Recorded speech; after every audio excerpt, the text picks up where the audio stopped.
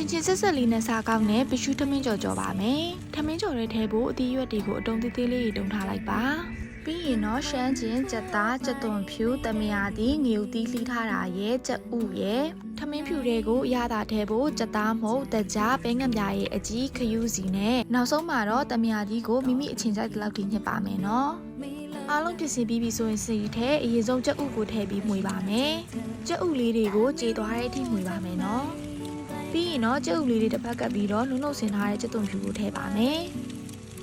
ကြက်သွန်ဖြူနဲ့လေးမှွေလာပြီဆိုရင်တော့ကြက်သားကိုထည့်ပါမယ်ညီမကကြက်သားကိုနှုတ်ဆင်ထားတာသုံးထားတဲ့အတွက်ကိုတေချာလေးမလုံးတော့အောင်ခြေပြီးလိုက်ပါတယ်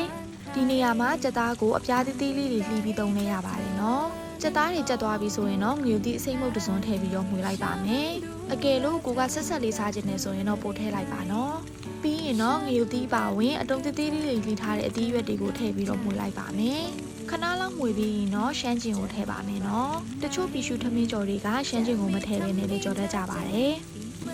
အသီးရွက်လေးတွေဣလာပြီဆိုရင်တော့အရသာနဲ့ထားတဲ့ထမင်းကိုထည့်လိုက်ပါမယ်အရသာထည့်ထားတဲ့ထမင်းနဲ့အသီးရွက်တွေကိုတေချာလေးနှံ့ဆက်အောင်မှွေပေးပါမယ်နော်တေချာလေးမှွေပြီးကြော်ပေးပြီးရင်တော့အရသာမကြီးပါလိုအပ်ရင်လိုအပ်တဲ့အရသာကိုထည့်ထည့်လို့ရပါတယ်အရသာအလုံးစင်ပြေပြီဆိုရင်တော့နောက်ဆုံးမှငရုတ်ကောင်းပုံလေးဖြူလိုက်ပါမယ်ဒါဆိုရင်တော့ချင်းချင်းဆက်ဆက်လေးနဲ့ရှူရှူရှဲရှဲဖြစ်သွားစေနိုင်မယ်ပီရှုထမင်းကြော်လေးရပါပြီရှင်